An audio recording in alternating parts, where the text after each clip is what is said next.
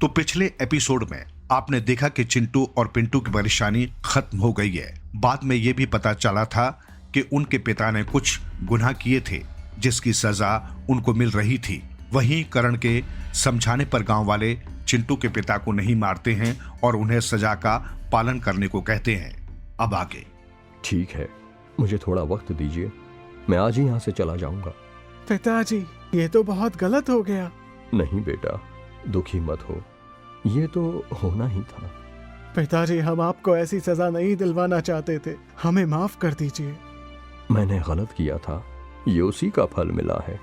अब मैं चलता हूँ। तो चिंटू के पिता सभी से अलविदा लेकर वहां से जंगल की तरफ निकल पड़ते हैं। उन्हें जाता देख चिंटू पिंटू रोने लग जाते हैं। चिंटू, पिंटू, अब तुम दोनों परेशान मत हो। तुमको तो पता है ना कि गलती की सजा तो मिलती ही है। हाँ, वैसे भी इसके अलावा कोई और उपाय सामने नहीं दिख रहा था।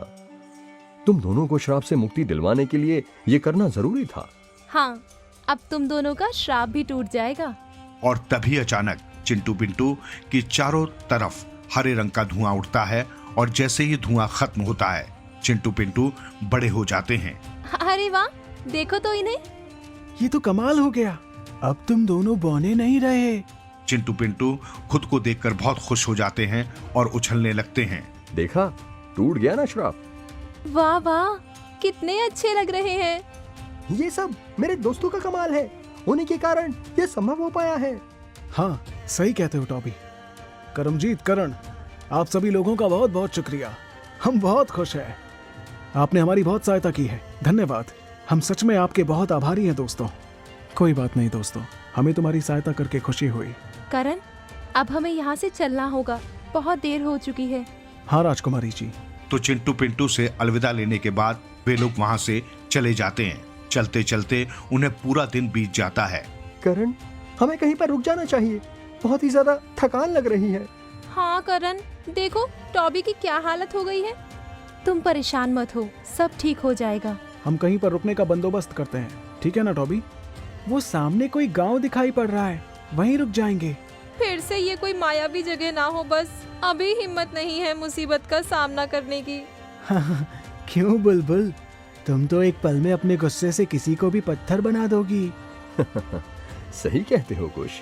थोड़ा और आगे चलने पर वो उस गांव में पहुंचते हैं। देखो, उस कुटिया के बाहर बड़ा सा पेड़ है, उसी के नीचे जाकर बैठ जाते हैं। हाँ, कुछ देर पेड़ की ठंडी छाया में बैठते हैं, फिर विश्राम करके हम आगे को चलेंगे।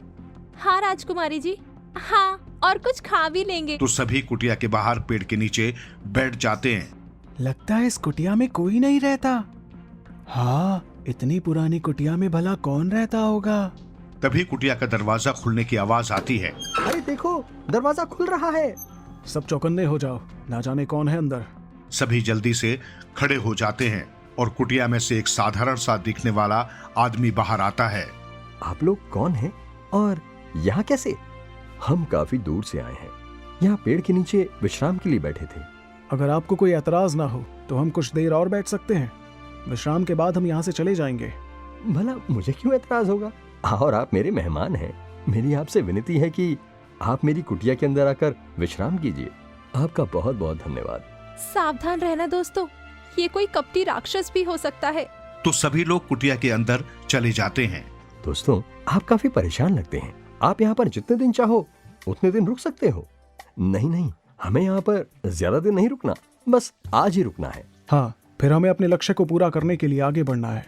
अच्छा ठीक है, तो आप लोग बैठिए, मैं आपके लिए खाने का बंदोबस्त करता हूँ। बहुत बहुत धन्यवाद आपका। शुक्र है कुछ खाने को मिलेगा। हाँ, बहुत भूख लगी है।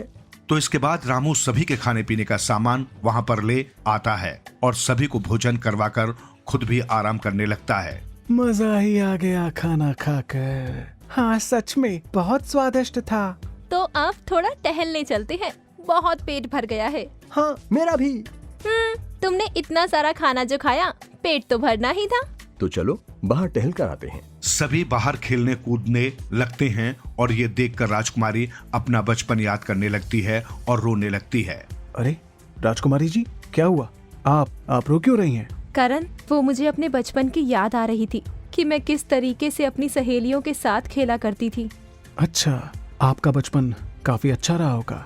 हाँ करण, मैं आपके दुख को समझ सकता हूँ, परंतु राजकुमारी जी आप चिंता मत कीजिए, सब ठीक हो जाएगा। और इसके बाद सभी मित्र खूब मौज मस्ती करते हैं और रात में सब सोने चले जाते हैं। उसी रात राजकुमारी चिड़िया को एक भयानक सपना आता है, जिसके कारण उसकी नींद खुल जाती है। हे भगवान, ये कैसा सपना था?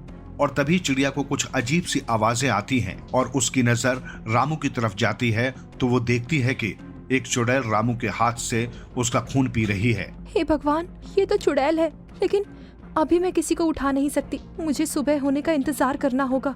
तो सुबह सब उठ जाते हैं। क्या हुआ राजकुमारी जी, आज आप बहुत परेशान लग रही हैं।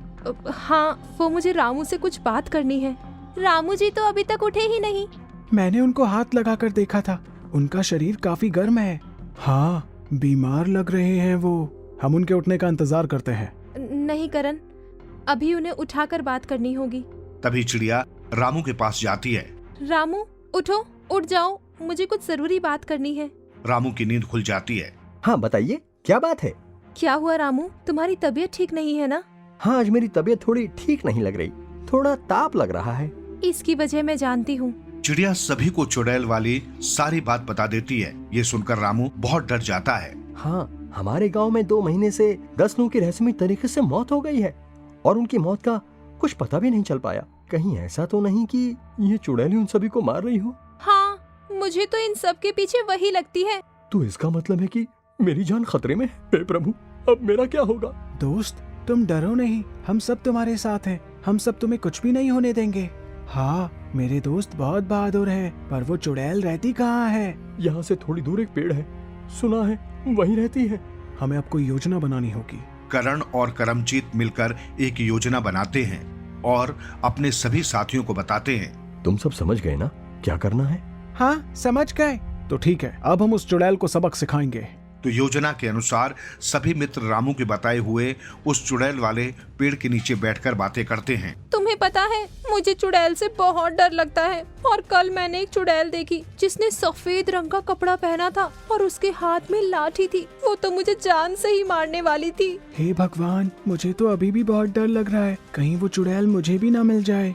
मैंने भी देखा था उस चुड़ैल को, सच में बहुत भयानक थी।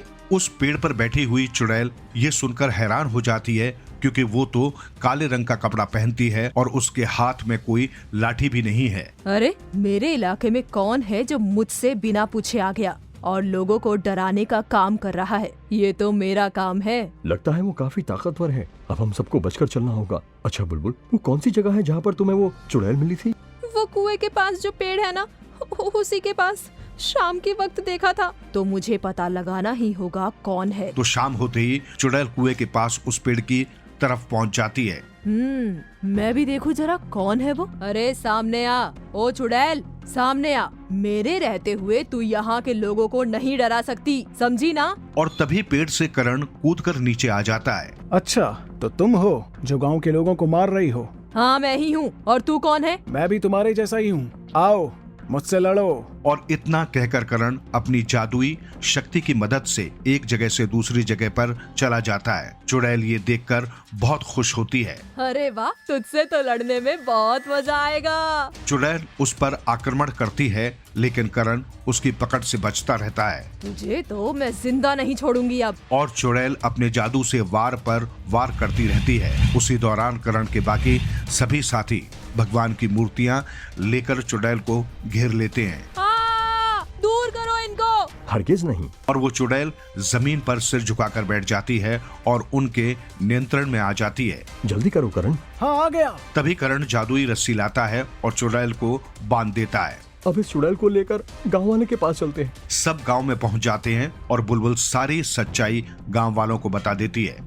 मैं अभी पंडित को बुलाकर यहाँ पर पूजा करवा देता हूँ, वो उस चुड़ैल को कैद कर देंगे। पंडित को बुलाकर उस चुड़ैल को एक डिब्बे में कैद कर लिया जाता है। उसके बाद सभी लोग करण और उसके मित्रों को धन्यवाद कहते हैं।